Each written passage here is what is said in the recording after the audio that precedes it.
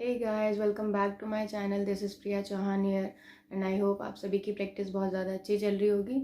So guys, आज की इस वीडियो में मैं 3 चीज़ों के बारे में बात करने वाली हूँ। RT-PCR report, long jump and high jump. So guys, पूरी वीडियो को आप ध्यान से देखिएगा, इसमें मे भी आपके सारे ही सवालों का जवाब मिल जाए आपको। इस कल की वीडियो में मैंने आपको 1600 मीटर रनिंग के बारे में बताया था। फिर काफ़ी लोगों ने पूछा कि मुझसे कि प्रैक्टिस कितने टाइम करें या आप कितने टाइम करते थे। तो मैं आपको बता देती हूँ, मैं सिर्फ एक ही टाइम प्रैक्टिस करती थी, इससे ज़्यादा मैंने कभी नहीं किया है। और मेरा सजेशन भी यही रहेगा कि आप एक ही टाइम प्रैक्टिस कीजिए और बहुत अच्छे से कर दीजिए, हार्डकोर प्रैक्टिस कीजिए। तो आपको 2 टाइम प्रैक्टिस की ज़रूरत नहीं। क्योंकि 2 टाइम प्रैक्टिस करने से बॉडी बहुत ज़्यादा थकती है, तो अगले दिन आपको वो रिजल्ट नहीं मिल पाएगा जो आप सोच रहे हैं। तो प्रैक्टिस जो है वो एक ही टाइम ज़्यादा बेहतर होगी। और जो लास्ट के अभी जिनके दिन बचे हुए हैं, 1 हफ्ता वगैरह, वो तो वैसे भी 2 टाइम ना करें, क्योंकि उनके लिए प्रॉब्लम हो सकती है। 2 टाइम में इंजरी हो जाएगी, फिर आप लास्ट डे जिसके लिए इतनी प्रैक्टिस कर रहे हो उसी दिन नहीं भाग पाओगे आप। तो प्रैक्टिस जो है आप एक ही टाइम कीजिए। उसके बाद हम बात कर लेते हैं RT-PCR रिपोर्ट के बारे में। बहुत ज़्यादा क्वेश्चन आ रहे थे कि भाई 72 आवर्स के अंदर की चलेगी, प्रिंट आउट चलेगा, इस तरह से। तो जी हाँ, 72 आवर्स के अंदर की ही चलेगी। अब मैं आपको बता देती हूँ, मेरा फिजिकल था 30 जून को मेरा फिजिकल था, और मैंने RT-PCR रिपोर्ट का टेस्ट जो करवाने दिया था वो 27 जून को दे दिया था। तो आप सीधा सीधा ही माइनस कर सकते हैं, जिस दिन भी आपका फिजिकल है उससे 3 दिन पहले जो आप टेस्ट कराने दे सकते हैं। 30 जून को मेरा फिजिकल था, 27 को मैंने टेस्ट कराने दिया था और 28 को मुझे रिपोर्ट मिल गई थी। तो गाइस, आप देख सकते हैं, अगर आप 3 दिन पहले से काउंट करके चलेंगे तो आपका 72 आवर्स के अंदर का आ जाएगा एंड प्रॉब्लम सॉल्व। अब इसके बाद काफ़ी लोगों ने बोला कि प्रिंट आउट चलेगा, मोबाइल में दिखा सकते हैं। तो देखिए, आप जितना हो सके अपने पास सारी चीज़ें रख के चलिए, क्योंकि आप फिर मोबाइल में लेकर जाओगे, फिर वहाँ पे वो प्रिंट आउट वगैरह आपको निकालने बोलेंगे, उसमें आपको लग जाएगा टाइम लगेगा, तो फिर आपका नंबर और ज़्यादा बाद में आएगा, लेट बैच बनेगा। तो इससे बढ़िया सारी चीज़ें रख के चलिए।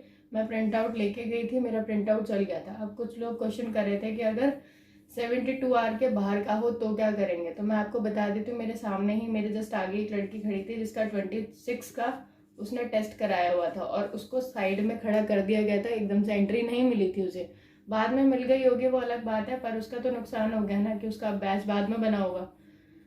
तो ये था RT-PCR रिपोर्ट के बारे में। अब काफ़ी लोग कह रहे थे क्या रैपिड टेस्ट चलेगा। जी, अभी जो भी टेस्ट आपका हो जा रहा है प्लीज़ आप वो लेकर जाइए, क्योंकि आपके पास कोई ना कोई टेस्ट होना ज़रूरी है।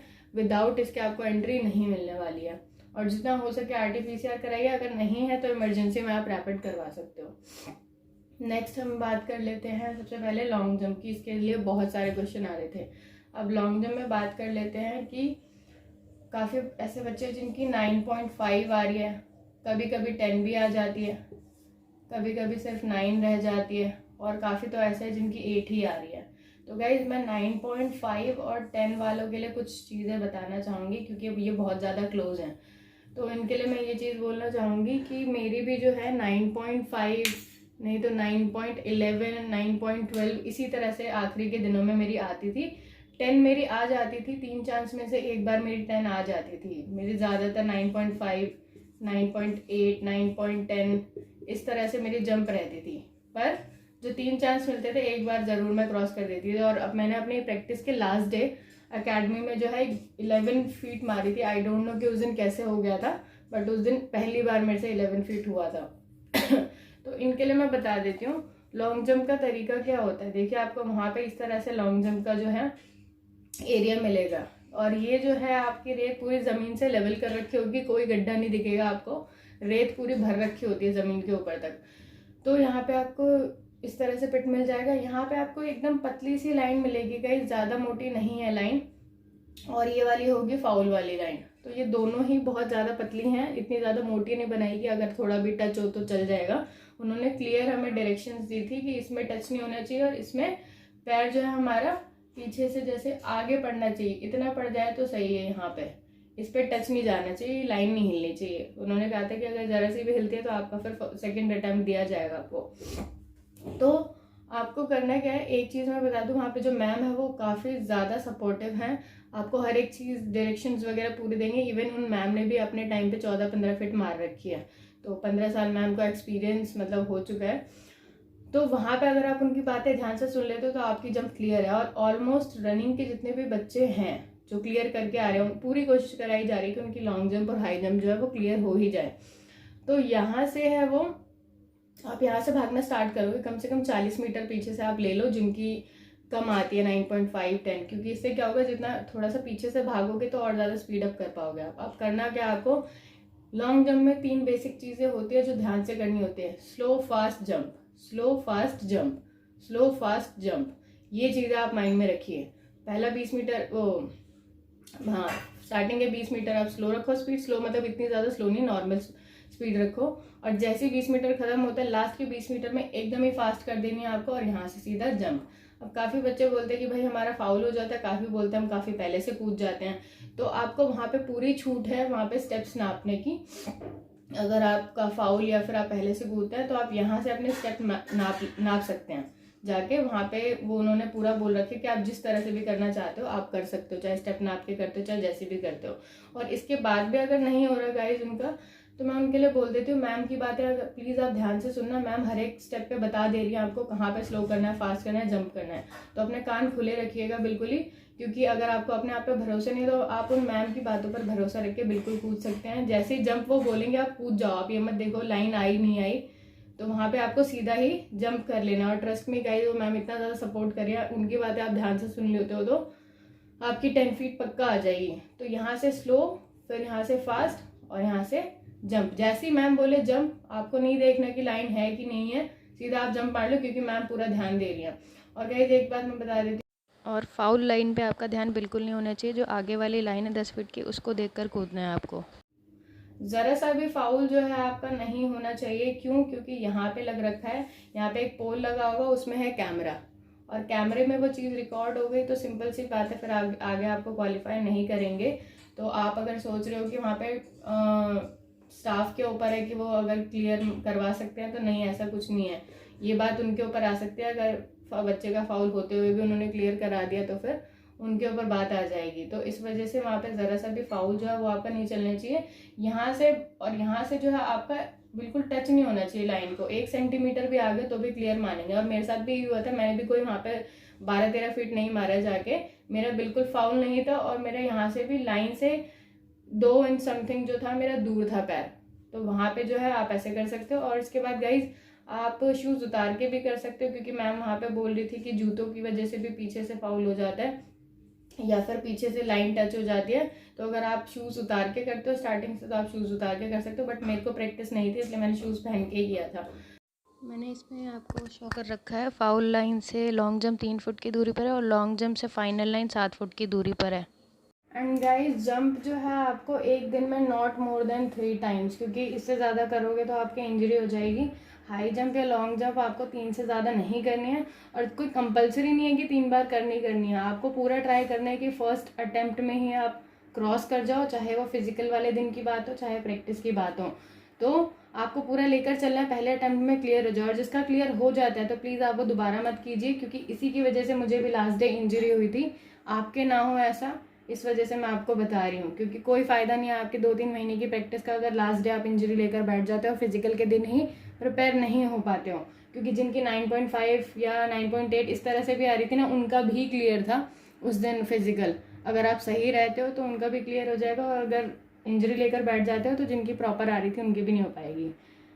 So keep it in mind. इसके बाद गाइस जिनकी 8 फीट आती है या 9 फीट आती है जंप, उनके लिए मैं डिस्क्रिप्शन में लिंक दे दूंगी आपको वीडियो का, जिसमें कुछ एक्सरसाइजेज हैं लॉन्ग जंप के लिए स्पेशली, जो आप कर सकते हैं। वैसे ABC ड्रिल्स के अंदर जो एक्सरसाइज होती है, जैसे हनुमान जंप हो गई, हाई नी हो गई, ये सारी आपकी लॉन्ग जंप को ही सुधारने में हेल्प करती हैं। पर फिर भी जो है मैं कुछ आपको डिस्क्रिप्शन में लिंक दे दूंगी, आप वो एक्सरसाइज फॉलो कर सकते हैं। इसके बाद अगर एक चीज़ और मैं बता देती हूँ, बच्चे क्या करते हैं जिनकी वजह से उनकी लॉन्ग जंप नहीं हो पाती। तो उसमें क्या है ना, उनके स्टेप्स ही नहीं खुलते हैं। स्टेप्स खोलने का मतलब उठते नहीं हैं, ज़मीन से एकदम छोटे छोटे कदम उठा के वो चलते हैं। तो इससे क्या होता है कि यहाँ पे हाइट नहीं मिलती। अगर आपको लॉन्ग जंप अच्छी चाहिए ना, तो यहीं से एक हाइट लेनी पड़ेगी जंप के लिए। अगर आप एक बच्चा है जो यहाँ से इतना कूदता है और वो यहीं तक पहुँच पाता है, और एक बच्चा है जो यहाँ से कूदता है और बहुत अच्छी हाइट लेता है, तो वो जाता भी आगे तक है, वो यहाँ तक कूद जाएगा। तो यही चीज़ है कि जब भी आप इस पॉइंट पे पहुँचो तो आपको एक अच्छी हाइट देनी पड़ेगी अपनी जंप में, तभी आप आगे की तरफ गिरोगे।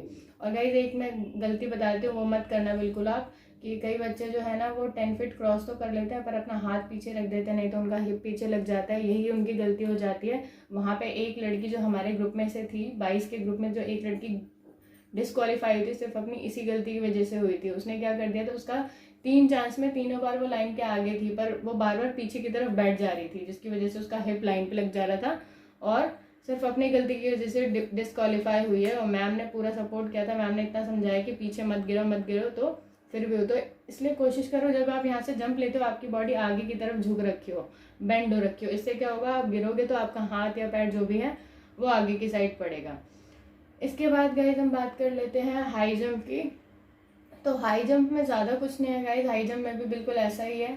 और आपको वहाँ पे जो है इस तरह से रेत का बेड मिल जाएगा, ज़मीन से 1 फुट ऊपर जो है इसकी हाइट पड़ जाती है रेत के बेड की। यहाँ पे जो है आपके पोल लगे हुए होंगे और अच्छा खासा डिस्टेंस है पोल के बीच में, आप आराम से कूद सकते हो।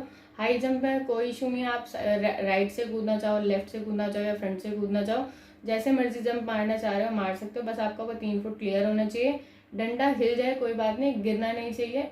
तो आप कोशिश करना आपका जो है शू वगैरह जो है डंडे पर ना लगे, क्योंकि मैं अपना बता देती हूँ, जब मैंने वहाँ पे पहली जंप की थी तो मेरे शू की वजह से डंडा गिर गया था।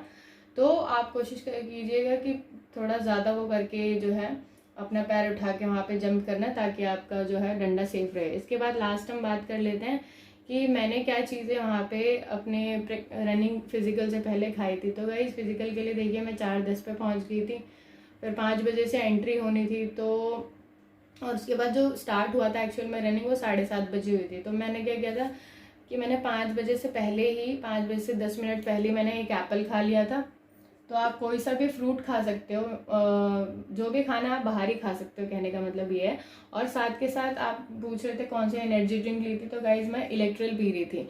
और इलेक्ट्रल ऐसा नहीं है कि मैंने उसी दिन पिया था, जिसके भी फिजिकल है उससे वो 2-3 दिन पहले से ही इलेक्ट्रल पीना शुरू कर दो, अच्छी खासी बॉडी में एनर्जी उससे आपको आ जाती है। तो ऐसा नहीं जिस दिन फिजिकल है उस दिन नहीं, एनर्जी तो आपको पहले से ही स्टोर करके रखनी है। तो इलेक्ट्रल जो है मैंने ऐसा नहीं है कि मैंने फिजिकल वाले दिन पिया था, मैंने फिजिकल से 3-4 दिन पहले से ही पीना शुरू कर दिया था। डेली मैं 1 पैकेट पानी में मिला के जो है पीती थी। तो वहाँ पे जो है मैंने एक एप्पल खा लिया था 5 बजने में, जब 10-15 मिनट कम रहे होंगे, उसके बाद तो मैंने कुछ खाया नहीं। और उसके बाद जब मैं अंदर गई थी तो सिर्फ वाटर बॉटल अलाउड थी, तो उसमें मेरा इलेक्ट्रल मिक्स था, तो वही मैं एक सिप मार ले रही थी। तो आप भी कर सकते हो, क्योंकि आपको पता नहीं आपका नंबर कब आएगा। अगर आपको ज़रा सा भी अंदाज़ है तो उसके हिसाब से आप खाना पीना, ज़्यादा भी नहीं खा सकते क्योंकि फिर भागा नहीं जाएगा आप। सो गाइज यही कुछ चीज़ें थी जो आपको बतानी थी, जिसके बारे में आपने पूछा हुआ था। अब इसके बाद गाइज लास्ट में मैं आपको बता देती हूँ, बार बार आप अपने मेरे से मार्क्स पूछते रहते हैं, तो मैंने मार्क्स की वीडियो अपने चैनल पे डाल रखी है, आप जाके ईच सेक्शन में मेरे मार्क्स चेक कर सकते हैं। क्या है वैसे मैं बता देती हूँ, 72.77 जो था वो मेरा स्कोर था, मैं जनरल कैटेगरी से थी। So I hope you like this video and do subscribe to my channel. जय हिंद, जय भारत।